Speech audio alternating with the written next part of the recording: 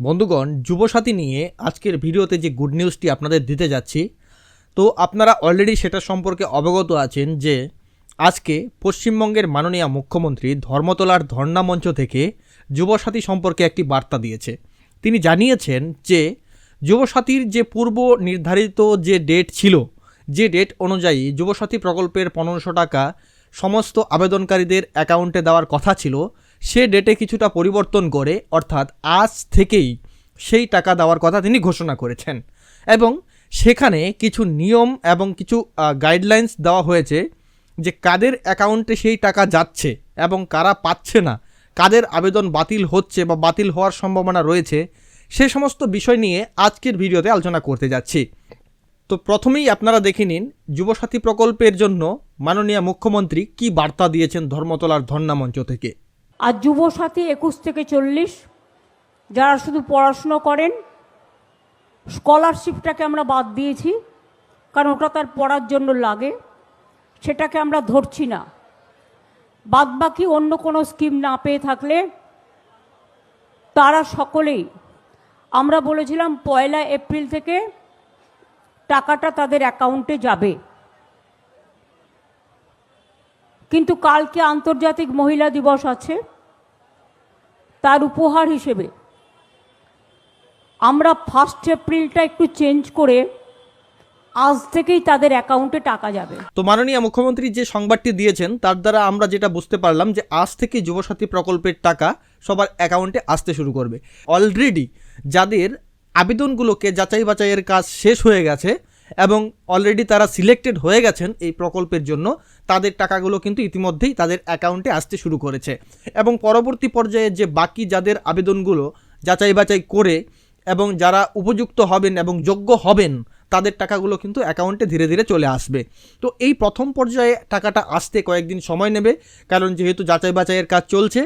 তো ধীরে ধীরে যারা যোগ্য হবেন সবারই টাকা দিয়ে দেওয়া হবে।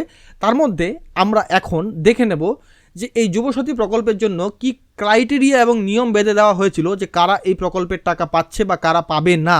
তো আমরা সরাসরি স্ক্রিনে চলে যাব। তো জানিয়ে রাখি যে ইতিমধ্যেই কিন্তু যুবসাথী প্রকল্পের যে অফিসিয়াল ওয়েবসাইট, সেটাকে কিন্তু আপডেটের কাজ জোর কদমে চলছে। আপনারা দেখতে পাচ্ছেন ইন্টারফেস কিন্তু দিন দিন চেঞ্জ হচ্ছে। তো যদিও আমরা এখনও অ্যাপ্লিকেশন স্ট্যাটাস চেক করার যে অপশান সেটা আমরা পাইনি, তো খুব শীঘ্রই সেটা অ্যাভেলেবেল হবে আশা করছি। তো প্রথমে আমি আপনাদের দেখিয়ে দিচ্ছি যে এই যুবসাথী প্রকল্পে কারা যোগ্য হবেন না। দেখুন এখানে বলা হয়েছে যে রেগুলার স্টুডেন্ট, যে সমস্ত রেগুলার স্টুডেন্ট রয়েছে যারা ফুল টাইম কোনো কোর্সের সঙ্গে যুক্ত আছে, তারা কিন্তু এই প্রকল্পের আওতায় আসতে পারবে না। তারপর দেখুন বলা হয়েছে government employees and assistant receiver. তো কেউ যদি গভর্নমেন্টের কোনো একটা জব করে এবং মান্থলি একটা টাকা পায়, তারা কিন্তু সেই ক্ষেত্রে যোগ্য হবে না। যাদের বয়স 21 থেকে 40-এর মধ্যে, তারা যদি এডুকেশনাল বেনিফিট কিংবা কোনো স্কলারশিপ পায়, তাহলে কিন্তু তারা সেই প্রকল্পের আওতায় যোগ্য হতে পারে।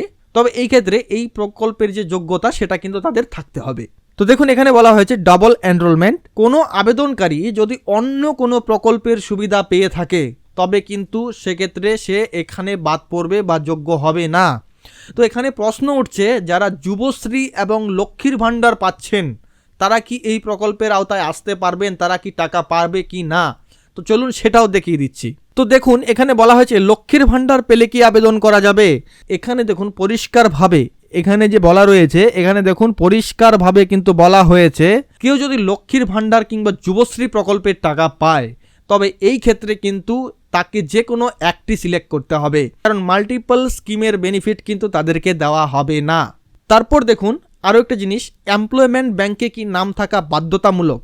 আপনার এমপ্লয়মেন্ট ব্যাংকে যদি নাম না থাকে তবেও চলবে, কিন্তু আপনার এমপ্লয়মেন্ট ব্যাংকে যদি নাম থাকে, আপনার যদি এমপ্লয়মেন্ট এক্সচেঞ্জের কার্ড থাকে, তাহলে সেক্ষেত্রে আপনি যে বেকার আছেন তার প্রুফ কিন্তু এখানে হয়ে যাবে।